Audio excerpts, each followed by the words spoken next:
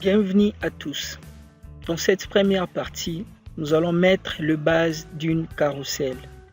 Au niveau de la structure de mon projet, j'ai la page index, ma bibliothèque jQuery, une feuille des styles optionnels que moi je l'utilise, style.css, mon dossier Bootstrap, mais également un dossier qui contient mes images. Rien de plus compliqué. J'ouvre ma page index pour voir ce qu'il contient. Alors, au niveau de cette page, là également, nous n'avons pas grand-chose si ce n'est que le squelette d'une page HTML. J'ai le doctype, la racine HTML, l'entête id, mais également le corps body. Alors, au niveau de l'entête id, j'ai rajouté une ligne qui permet de relier mon fichier à mon dossier Bootstrap. C'est à ce niveau. Un peu plus bas, il y a une ligne qui permet également de relier ces fichiers à ma bibliothèque jQuery parce qu'il est très important pour le fonctionnement de Bootstrap, mais également de relier mon dossier à un fichier JS fourni par Bootstrap.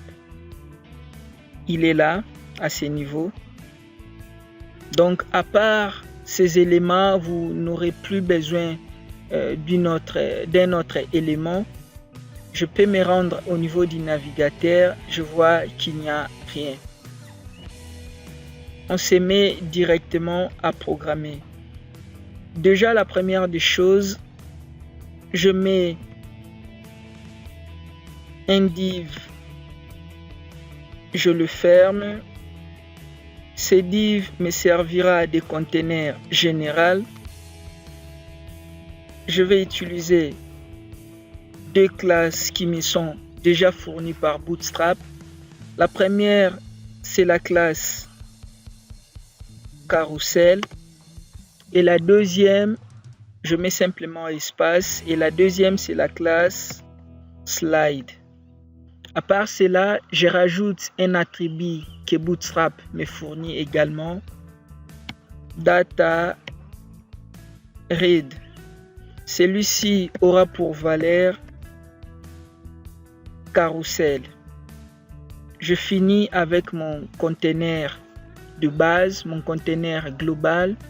Je descends au niveau du conteneur qui va accueillir tous mes éléments qui vont commencer à défiler. Je mets div et je la ferme immédiatement.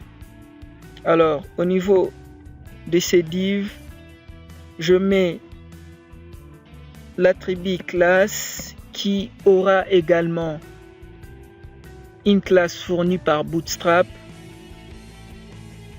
carousel inner, et j'enregistre. Voilà, là nous avons mis en place le conteneur de tous les éléments qui vont commencer à défiler.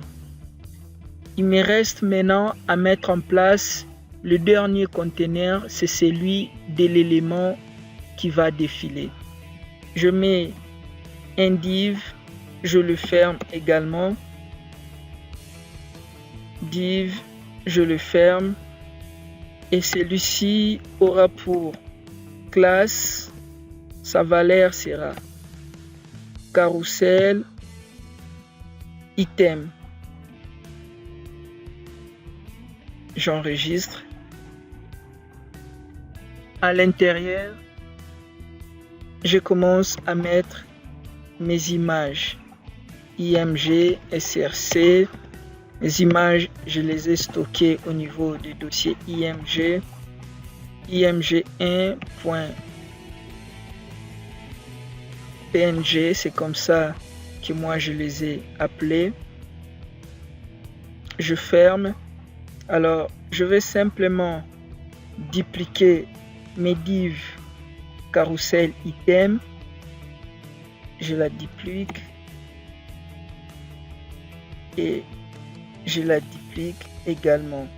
Je change simplement les noms des images. IMG2,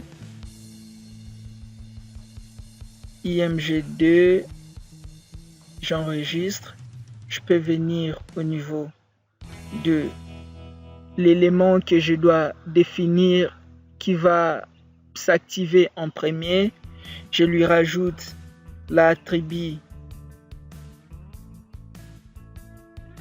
Je lui rajoute au niveau de sa classe active et je peux actualiser.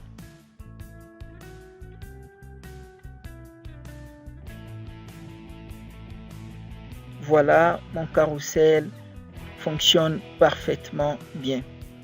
Si vous avez aimé la vidéo, n'oubliez pas de mettre un petit pouce, mais également de vous abonner sur la chaîne afin de ne rien rater.